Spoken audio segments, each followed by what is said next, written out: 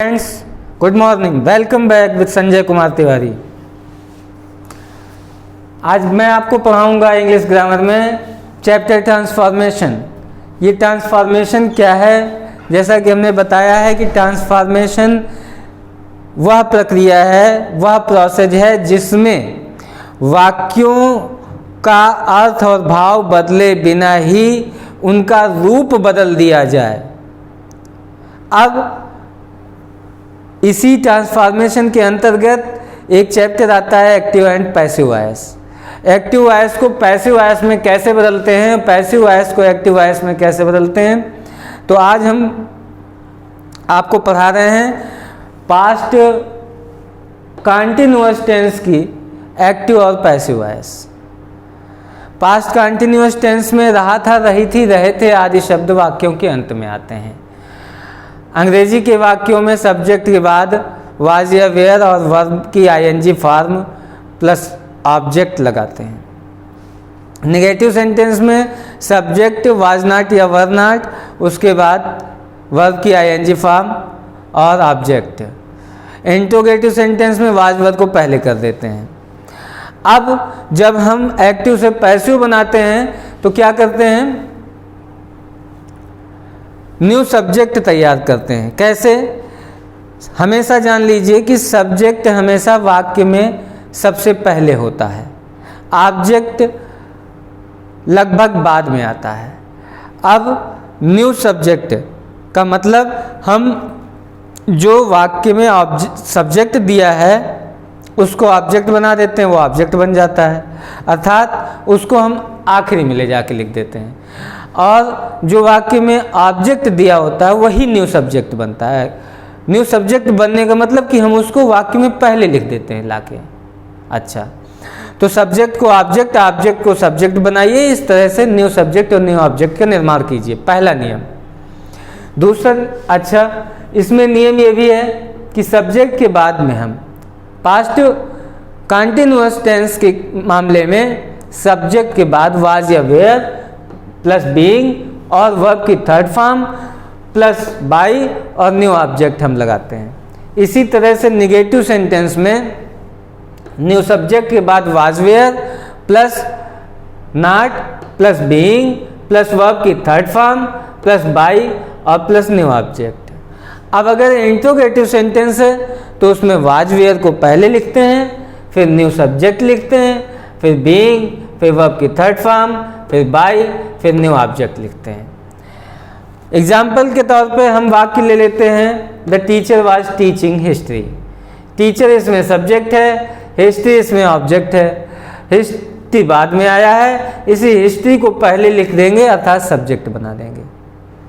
उसके बाद नियमानुसार हिस्ट्री एक वचन है इसलिए इसके साथ वाज आएगा, बीइंग, टाट, टीच की थर्ड फॉर्म टाट, बाई, दी, टीचर। बाई के बाद में हमने क्या किया? जो टीचर दिए गए वाक्य में सब्जेक्ट था वो बाई के बाद आ गया, न्यू ऑब्जेक्ट बन गया। अब ध्यान से देखिए, एक्टिव का सेंटेंस है the teacher was teaching history, passive का सेंटेंस बना history was being taught by the teacher. Active का सेंटेंस है Indian army was not fighting the war. Indian army अर्थात भारतीय सेना वाज नॉट फाइटिंग, नहीं लड़ रही थी, वार माने युद्ध, भारतीय सेना युद्ध नहीं लड़ रही थी। हिंदी में एक बार पैसिव वॉइस बनाने के बाद यदि आप इंग्लिश में पैसिव वॉइस बनाने का प्रयास करेंगे तो वो पैसिव वॉइस लगभग सही बनेगा। हिंदी में वाक्य है कि भारतीय सेना युद्ध नहीं लड़ रही थी। अब इसका हिंदी में पैसिव वॉइस बनाइए कि युद्ध भारतीय सेना द्वारा नहीं लड़ा जा रहा था। ठीक, ये जो वार है, ऑब्जेक्ट है, इसी को सबसे पहले लाके सब्जेक्ट बना दिया जाता है। तो दी वार, वाज, वार एक वचन है इसलिए इसके साथ वाज लगाया, वर नहीं लगाया। दी वार वाज नॉट, बीइंग लगाया। फिर फाइट की थर्ड फॉर्म फाट, FOUGHT, वाज नॉट बीइंग फाट, बाई लगाया। इंडियन आर्मी जो सब्जेक्ट था वो बाई के बाद वाक्य में सबसे अंत में लगा दिया, अर्थात उसको ऑब्जेक्ट बना दिया। एक्टिव सेंटेंस था Indian army was not fighting the वार।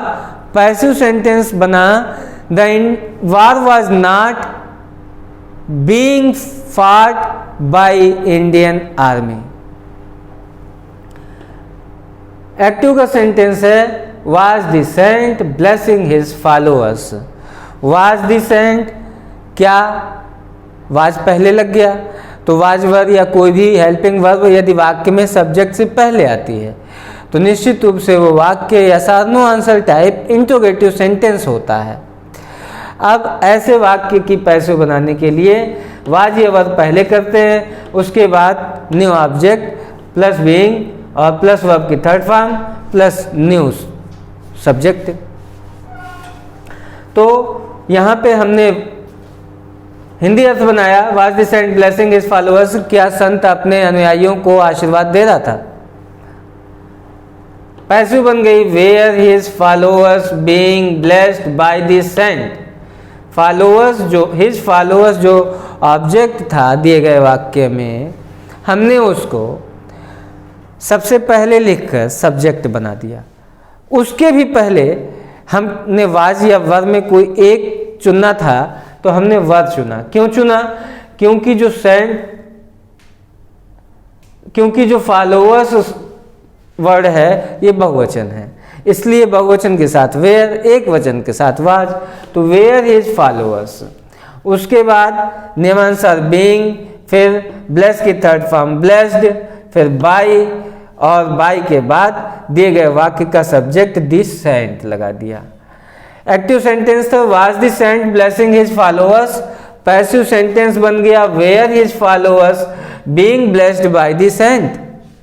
क्या उसके अनुयायी संत के द्वारा आशीर्वाद दिए जा रहे थे। स्टूडेंट्स, ये पास्ट कंटिन्यूअस टेंस की पैसिव वॉइस का चैप्टर कंप्लीट हुआ।